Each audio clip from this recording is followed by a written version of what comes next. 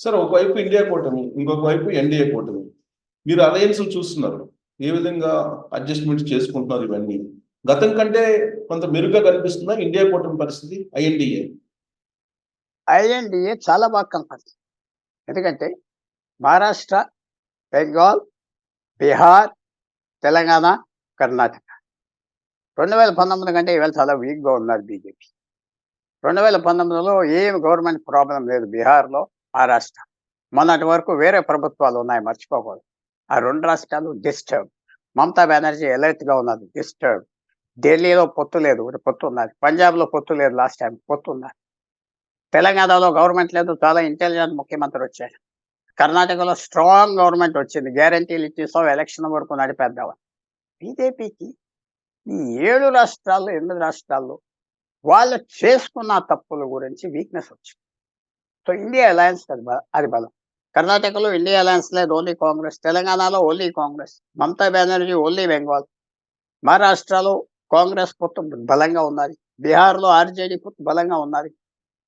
So last time ఈ positions లేవు కాబట్టి రిజల్ట్ ఏదో ఈజీగా ఉంటుంది అనుకోవటం కష్టం.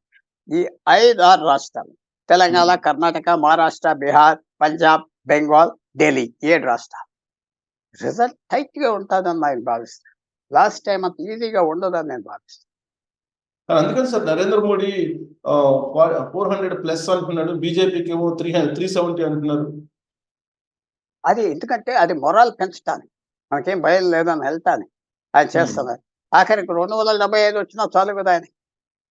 సో 375 అక్కర్లేదు, 275 వస్తే చాలు. కానీ 275 నాకు వస్తాయంటే ఎవరు నమ్మరు. 370 అన్నాడు, 400 అన్నాడు. కానీ ఫిగర్ ఇంపాసిబుల్గా ఉన్నాయి నాకు, ఇంపాసిబుల్. సో ఇప్పుడు అలయన్స్ సార్, ఇప్పుడు ఎన్డీఏ కూటమిలో కొత్త పార్టీ, ప్రత్యేకించి తెలుగు రాష్ట్రాలకు వచ్చినప్పుడు తెలుగుదేశం పార్టీ పెట్టుకుంది. సరే, జనసేన ఇంతకు ముందే ఉందనుకోండి, దానివల్ల బెనిఫిట్ ఏమైనా ఉంటుందా? తప్పకుండా బీజేపీకి బెనిఫిట్ ఉంటుంది, షార్ట్ టర్మ్ బెనిఫిట్. ఈ ఎలక్షన్లో వాళ్ళకి 0 సీట్లు వచ్చినాయి లాస్ట్ టైం. ఈసారి 1 సీట్ వచ్చినా అది లాభం, 10 సీట్లు వచ్చినా లాభం. సో బెనిఫిట్ ఉంటుంది. కానీ ఫ్యూచర్ గ్రోత్ మాత్రం ఉంది. బీజేపీ 1% పార్టీ ఆంధ్రాలో. ఎందుకంటే వాళ్ళ 5-6 ఎంపీలు ఏదో పోటీ చేస్తున్నారు, 9 ఎమ్మెల్యేలు, 5%, 3% ఏరియాలోనే వాళ్ళు జెండా ఉంటారు. అందువల్ల ఫ్యూచర్ గ్రోత్ ఉంది. తమిళనాడులో, కేరళలో, అలాగే తెలంగాణలో వాళ్ళు ఒంటరిగా వెళ్ళి, బెంగాల్లో, ఒరిస్సాలో పెరుగుతూ వచ్చారు. విశేషంగా తెలంగాణ 15%, కేరళలో 14%, తమిళనాడులో 4-20 అంటున్నారు, 10% పెరుగుతున్నారు. అలా 10 సంవత్సరాలు పెరిగితే పవర్ పొజిషన్కి వస్తారు, కొత్త ఓటర్లు చేరుతారు. ఏ స్టేటు అవుట్ ఆఫ్ టచ్ కాదు. క్రిస్టియన్ స్టేట్ అవనే, ముస్లిం స్టేట్ అవనే, ఈ డిస్ట్రిక్ట్ అవనే అలా పర్సూ చేస్తూ ఉంటే కొంతకాలానికి ఓటర్స్ కలుస్తారు, కొత్త ఓటర్స్ కలుస్తారు. అది బీజేపీ ఆంధ్రప్రదేశ్లో ఆ ప్రయత్నమే లేదు, ప్రయత్నం చేయట్లేదు. కాబట్టి షార్ట్ టర్మ్ బెనిఫిట్. 5 ఎంపీలు వస్తారో, 10, 15 చెప్పట్లేదు, బెనిఫిట్ వస్తారు గ్యారెంటీ. సార్ ఒకటి, లాంగ్ టర్మ్ బీజేపీకి అయితే బెనిఫిట్ అని చెప్తున్నారు, మరి తెలుగుదేశం పార్టీకి బెనిఫిట్ అవుతుందా బీజేపీ కారణంగా? బీజేపీ కారణంగా తెలుగుదేశానికి బెనిఫిట్. బీజేపీ లేకపోతే నరేంద్ర మోడీ ఓటర్స్ ఆయనకి ఏరు 5-10%. నరేంద్ర మోడీ 10 సంవత్సరాలు బట్టి తెలంగాణ, ఆంధ్ర తిరిగింది, ఓట్లు వేయలేదు, ఇది వేయలేదంటే ఆయన ఇమేజ్ పెరిగింది కదా. ఆయన గురించి ఓట్లేస్తారు తెలంగాణ, టీడీపీ. ఆయన లేకపోతే ఓటు ఎలా ఫెయిల్ అయిపోతుంది బీజేపీ లేక. ఎందుకంటే బీజేపీ ఉండగానే నరేంద్ర మోడీ ఓటర్స్ ఈ 10 సంవత్సరాల్లో పెరుగుతూ ఉన్నారు. లాస్ట్ టైం ఎందుకు వేయలేదంటే ఏదో గెలవదు, చంద్రబాబు నాయుడు ఓడించాలంటే వైఎస్ఆర్సీపీ వెళ్ళారు. కానీ ఒకటి సార్, ఇప్పుడు పుల్లారావు గారు, ఆంధ్రప్రదేశ్లో మైనారిటీలు, క్రిస్టియన్ మైనారిటీలు, అలాగే ముస్లిం మైనారిటీలు, వీళ్ళు దూరం అవుతారు కూటమికి అనేది వినిపిస్తుంది. ఒకటి అది ఏంటంటే, సరే బీజేపీ లేకపోతే ఆ ఓటర్స్ అందరూ వేస్తారా? బీజేపీ ఏరు కదా. అదేదో వాళ్ళ వ్యూ, వాళ్ళు ఏరు ఓట్లు. ఎంతమంది ఎదురు బీజేపీ అలయన్స్ లేకపోతే చెప్పండి. 1%, 5% ఎదురు ముస్లిం ఓటర్స్, అంతే. అది ఎంత ట్రేడ్ ఆఫ్స్ వస్తాయి. అది మీరు ఉక్కు ప్లాంట్ ఇవ్వలేదు, బీజేపీకి ఏమంటారు? ఉక్కు ప్లాంట్ ఇస్తే వేస్తారు వాళ్ళు? లేరు. ప్రత్యేక హోదా ఇస్తే 25% ఓటర్స్ బీజేపీకి వేస్తారా? లేరు కదా. అది ఆ స్టేజ్ దాటిపోయింది. Narendra Modi image is very high. So అంతే. అది ఎలా ఉంటుందో మనకి. చిలుకలూరుపేటలో మొట్టమొదటి సభ జరిగింది, కూటమి సభ. మీరు చూసుంటారు ఢిల్లీ నుంచి. అక్కడ వాళ్ళు ఇచ్చినటువంటి స్పీచ్ నరేంద్ర మోడీది కొంత అట్రాక్టివ్ గా లేదు అనేది ఎక్కువ వినిపిస్తుంది. ఎలా ఉంది? మీకు ఎలా అనిపిస్తుంది? ఎవరు మోడీ ఇచ్చిన స్పీచ్ ఉమ్, అది పర్వాలేదు. ఆయన స్పీచ్ విని అనలైజ్ చేసి ఓట్లు వేసేవారు ఎవరు లేరు.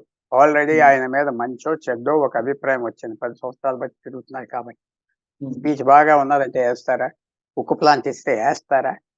లేకపోతే రైల్వే బోర్డు డ్రోన్ ఇస్తే వేసేస్తారా? వైజాగ్ ఎవరు వేస్తారు? అది ఒక ఎక్స్క్యూజ్. మనకి మర్యాద ఇవ్వలేదంటే మీకు ఎలాగో మీ మీద నాకు మంచి అభిప్రాయం లేదు. అందువలన అది ఏం కాదు. ఆయన మీద మంచి అభిప్రాయం ఉన్నది. స్పీచ్ బాగా ఇస్తే వేసేస్తారా? బ్రహ్మాండమైన స్పీచెస్ ఇచ్చాడు కర్ణాటకలో, తమిళనాడులో. వేసారా? ఉమ్. లేదు కదా. అందువల్ల కానీ టైం తెలుగుదేశం పార్టీ జనసేన ఏదైతే కోరుకుందో మోరల్ సపోర్ట్, ఆయన స్పీచ్ లో ఆ మోరల్ సపోర్ట్ అనేది వినిపించలేదు అనే వాళ్ళకి ఏం చెప్తారు? అది కరెక్టే. ఆయన కూడా చూసుకోవాలి కదా. ఎలక్షన్ అవ్వాక ఊరికనే జగన్మోహన్ రెడ్డిని తిట్టేసి ఆయన దూరం ఎంతో చేసుకుంటాడు. 5 సంవత్సరాలు జగన్మోహన్ రెడ్డితో సేల్ అవ్వాడు. మర్చిపోకూడదు.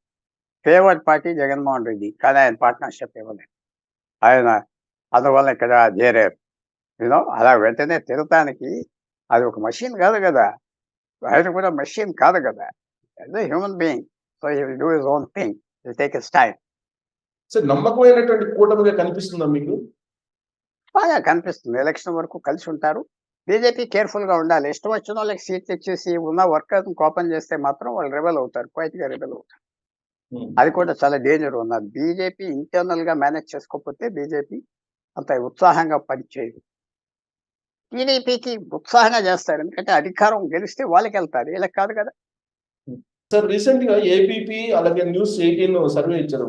దాని ప్రకారం 20 ఏబీపీ ఇచ్చారు ఎంపీలు, 18 ఏమో న్యూస్ 18 ఇచ్చారు. దాన్ని విశ్వసించవచ్చా? నమ్మేలాగా ఉందా సర్వే?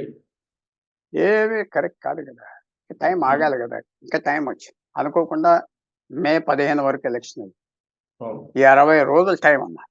ఉమ్, వీళ్ళు తెలంగాణ అలాగా అయిపోతారా? ఈ పాత ఎమ్మెల్యేలందరూ తెలంగాణ అలాగా ప్రజలకు అసహ్యం వస్తుందా? విసుక్కుంటారా?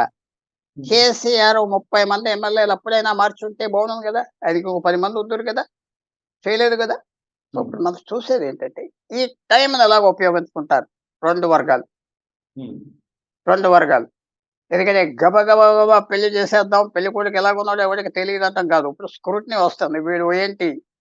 ఉమ్, సో పబ్లిక్ స్క్రూటినీ 60 రోజుల్లో కొంతమంది వదిలిపోతారు. ఇది చాలా ఇంటెన్స్ హీట్. ఈ వేడి. అవును. సో ఈ పార్టీలు ఎలా రియాక్ట్ అవుతాయి చూడాలి. ఉమ్, అలాగే జనసేనకి ఉన్న ప్రాబ్లమ్స్ ఉన్నాయి, బీజేపీకి ఉన్న ప్రాబ్లమ్స్ ఉన్నాయి, టీడీపీకి ప్రాబ్లమ్స్ లేకపోవు.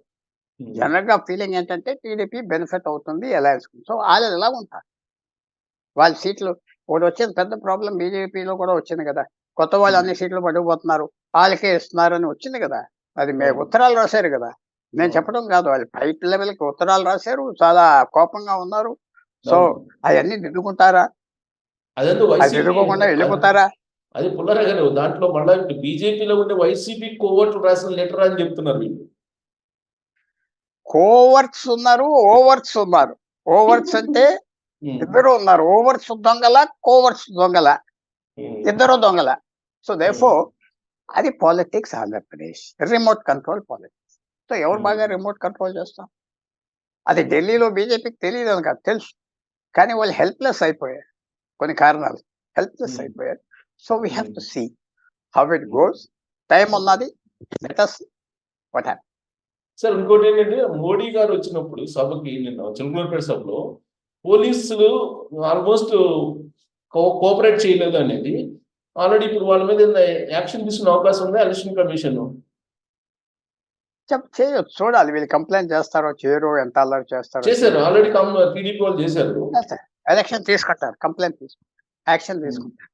ఆ డీజీపీనో, ఎస్పీనో ఎవరినో తీసేస్తారు. డీఐజీనో ఏదో చేస్తారు. సీరియస్‌గా తీసుకుంటారు. ప్రైమ్ మినిస్టర్ సెక్యూరిటీ చాలా సీరియస్‌గా తీసుకుంటారు. ఆ డీజీపీ మీద యాక్షన్ తీసుకుంటారు. ఏమన్నా ఉంటే పంజాబ్‌లో చూసాం. ఇలాగే ఎలక్షన్ క్యాంపెయిన్‌కి వెళ్ళినప్పుడు పంజాబ్ డీజీపీ వాళ్ళు మిస్‌బిహేవ్ చేస్తే వాళ్ళ మీద చాలా కేసెస్ పెట్టారు. తీసేశారు. సస్పెన్షన్‌లో ఉన్నారు ఈవేళ కూడా. అవును. ఒక సంవత్సరం క్రితం జరిగింది. మీకు జ్ఞాపకంలో ఉంటారు. అవును. చూడాలి. ఎవ్రీథింగ్ ఇంకోటి సార్, వెయిట్ అండ్ సీ. ఆగి చూడాలి.